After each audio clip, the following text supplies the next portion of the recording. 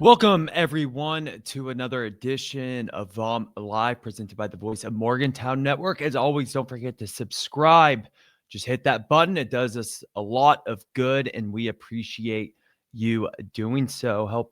Hope everyone is getting ready to shut it down and enjoy their Thanksgiving. Take a little break from everyday life and get some relaxation and enjoy family and friends. Of course, here at Voice of Morgantown, we wish you a happy Thanksgiving to you and your loved ones.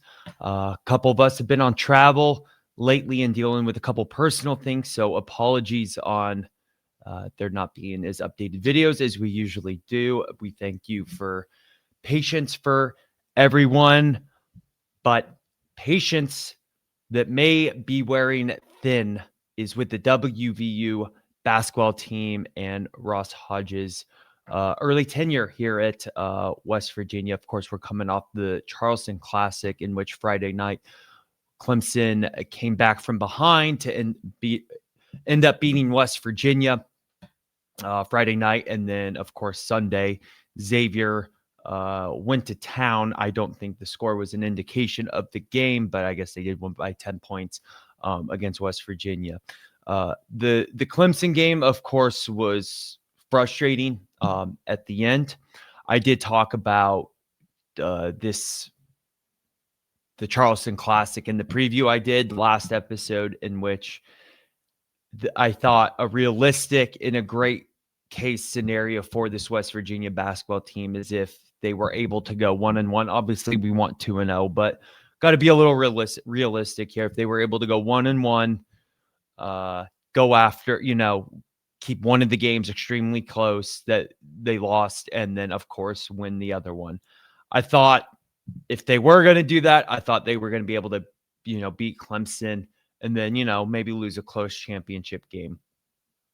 They end up having the Clemson game get close, frustrating that they can't finish out games. I know that's something we're a little bit used to as West Virginia fans, but you got to figure out a way to close out that game. I know they were getting familiar with some new lineup changes, and it's still early enough in the season where you're figuring out rotations and what works best in those games. The Xavier game. So, I mean, I guess Friday night's forgivable. Obviously, when you get to Big 12 season, you have to finish out games. If there's a time to kind of learn a tough lesson like that, I guess right now is that time. Even Clemson has been a really good team of late, and they play hard. So I'll say that's more on the forgivable end. The tough game, of course, was Sunday against Xavier, and I know Xavier shot their hearts out. Made a ton of baskets. I kind of get the both sides of it. Is Ross Hodge is a defensive coach. You can't let Xavier do what they did.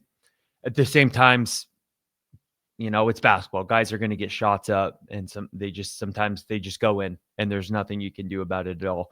I think it was a little bit, in the middle there. I will say historically, and by historically, I guess we don't have the biggest sample size, DeVries for a year. I don't really count the Josh Eilert year because that was just a crazy year in itself, just an outlier of year. But I'll say Huggins, had tougher years in his later years, but I'd say most of his tenure, they would lose maybe a game like they did against Clemson, and they weren't going to lose the next game. I'll tell you that, especially these big games.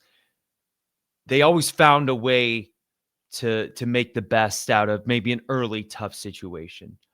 I know how a lot of people feel about Hugs now, good, bad, ugly. Huggins wouldn't have, I'll say historically, Huggins wouldn't have lost that game on Sunday. And we're used to that, right? We may blow games. We may choke here and there. We're frustrated about that from a fan base perspective, and we're a little bit used to it. But on the flip side of that, we always figured out how to play the next game of a tournament of a Saturday, Monday in the Big 12.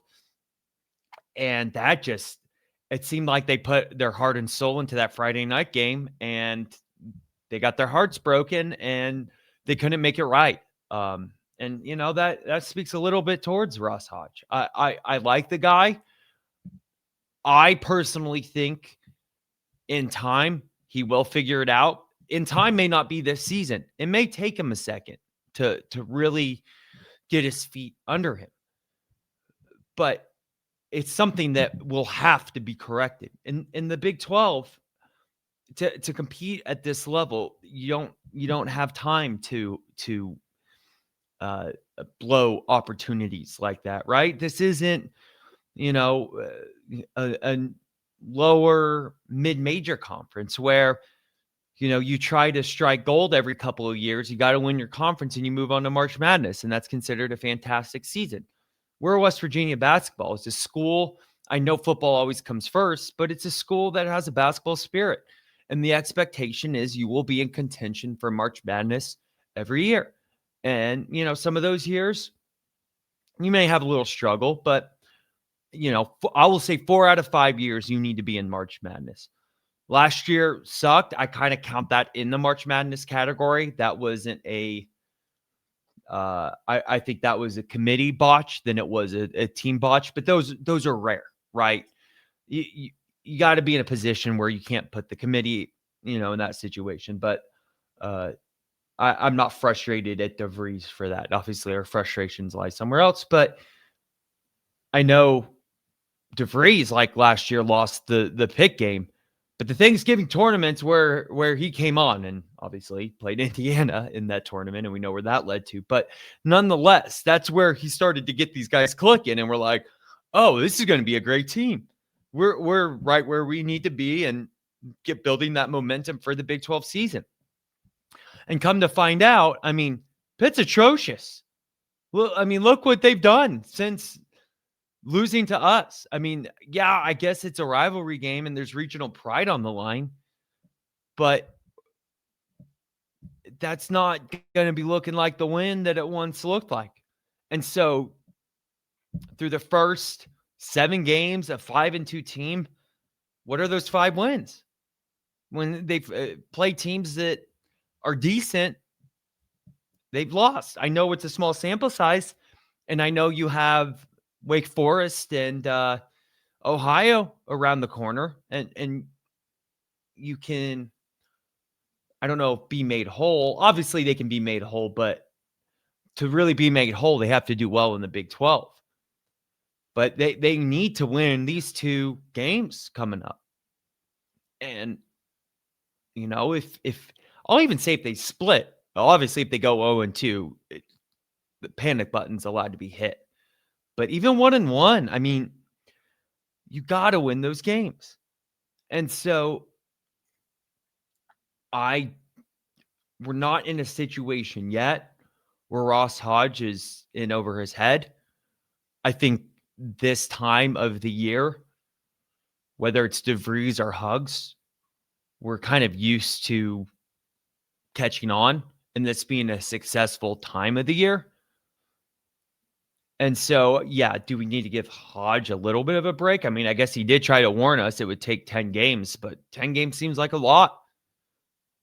So, obviously, he needs to win out the rest of the non-con, and that includes Ohio State and Wake Forest.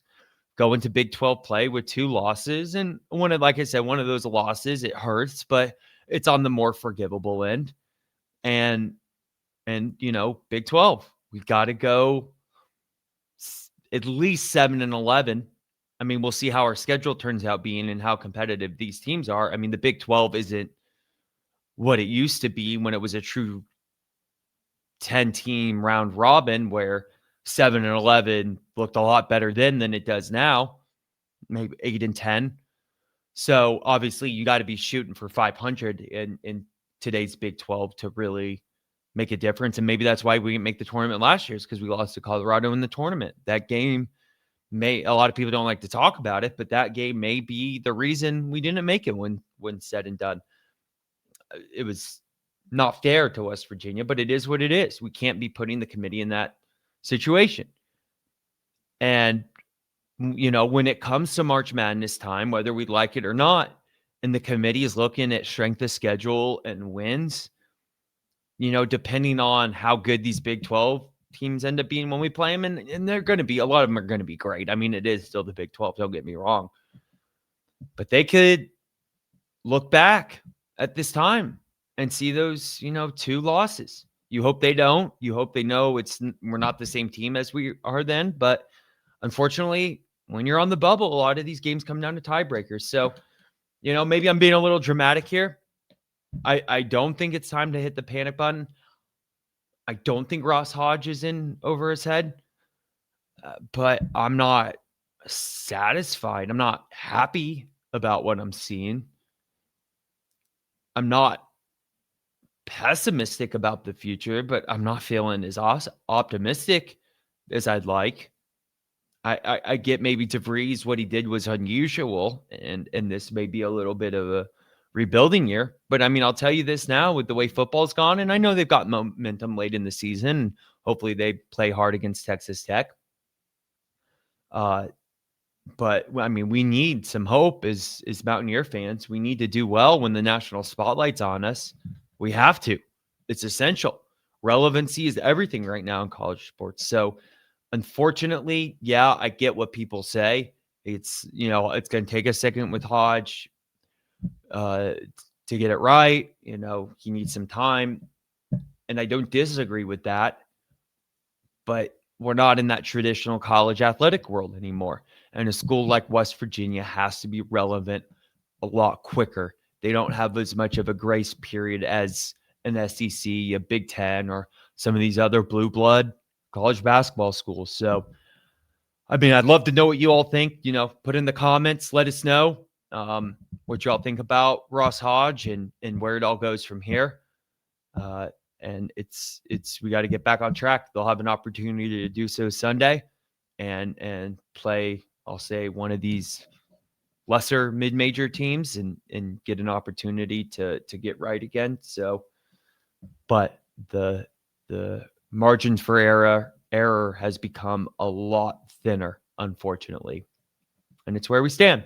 So hopefully I didn't bring everyone down. Again, I hope you all have a great Thanksgiving. Obviously, our video schedule this week may not be as consistent as we normally are for obvious reasons, but we appreciate you all, and we will be back with you all again shortly. Until then, like I said, please hit that subscribe button. It really helps us out, and we'll see you all again soon. Let's go Mountaineers. So Morgantown, we break it first. WVU pride, we quench your thirst. No spin, all truth, loud and proud. Mountaineer nation, say it loud. The voice of Morgantown. VOA.